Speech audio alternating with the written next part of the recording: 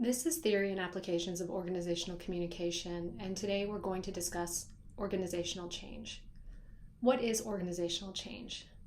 It's when an organization responds to problems, new environments, new inventions and discoveries, injustices, competition, and other activities. Without change, all organizations will eventually become obsolete. Change is a very important process within organizations. One of adaptation that carries implications and consequences for all the people in and around the organization. There can be disruptions to routines, reward systems, experiences, status, security, familiarity, relationships, physical surroundings, demands, and more. There are basically two types of change: planned change and unplanned change.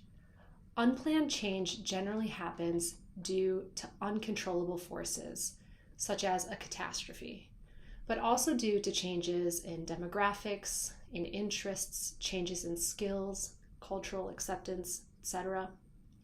Unplanned change is basically ongoing all the time. Every organization we are a part of or know about is constantly facing some kind of unplanned change.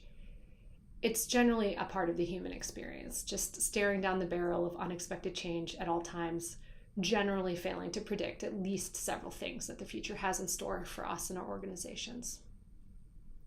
Conversely, planned changes are purposefully designed and selected by organizational decision makers. Implementation is the term used to describe the activities and processes employed to translate a specific change into ongoing practices and routines within an organization. While change is often viewed as a positive thing, there is also research highlighting a counterpoint perspective that too much change creates fatigue and increases unintended consequences. In an environment of constant change, organizational members can become very stressed. Information is an important component of change in organizations, namely who has it and how much do they have. Unequal access to information during change can create a tension. In the past, information was considered to be a possession of upper-level decision makers, and they could disseminate it as they wished down the hierarchy of the organization. This generally occurred and will still occur in environments where the implementers see low-level members to be narrowly focused and with a limited understanding of the big picture.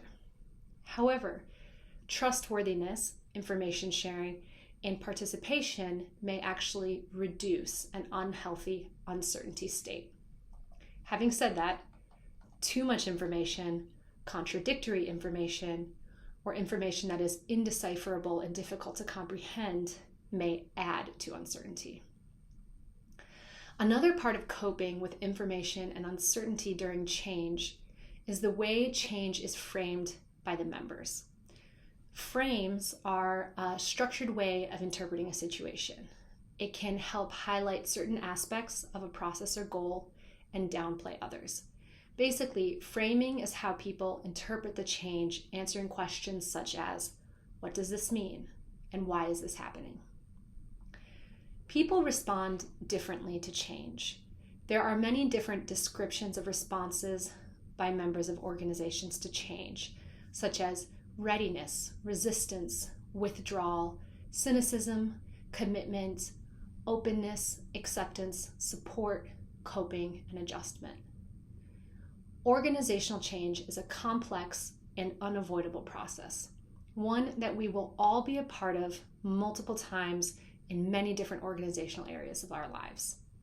Understanding what is happening when change occurs and how it is being approached and our own responses to change can help us handle change better within an organization or lead responses to change better as well.